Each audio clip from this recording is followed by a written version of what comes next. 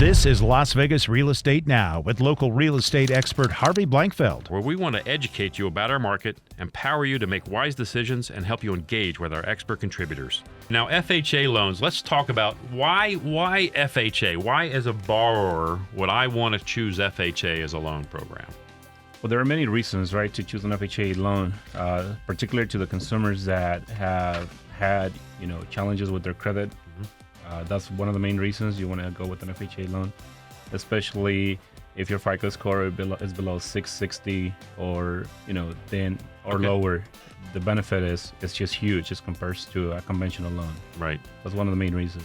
That's a great reason to do it. It's a small down payment. It is for the most part. It's 3.5% for most FHA loans. Considering that the client has a 620 FICO score, anything below that is going to require a little bit more down payment, but it's doable. But it's still doable. Yep. That's great. Well, that's good to know. Yep. Yeah. So you hear that, guys. So if your FICO score is even below 620, you could probably still get it. Not guaranteeing it, but you could probably still get it. But you might need a bigger down payment. Yeah, exactly. So FHA looks for a 10% down payment, just to be fair with the public. Watching us or listening to the show. Yeah.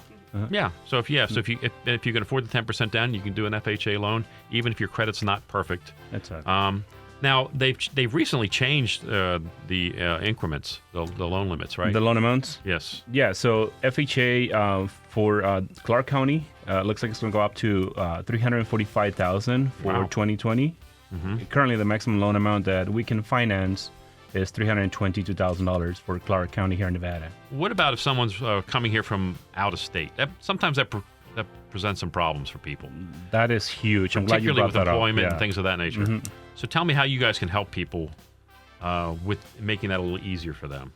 Well, again, we're speaking about FHA loans guidelines specifically, right? So there's some myth out there that that if you move out of state or out of a job from another job, say give an example, someone worked at a factory in California and decided to move to Vegas to work at another factory or a warehouse, right? Right. As long as they continue to work and there are no gaps of employments for lengthy periods, a month, 2 months, you should be able to qualify.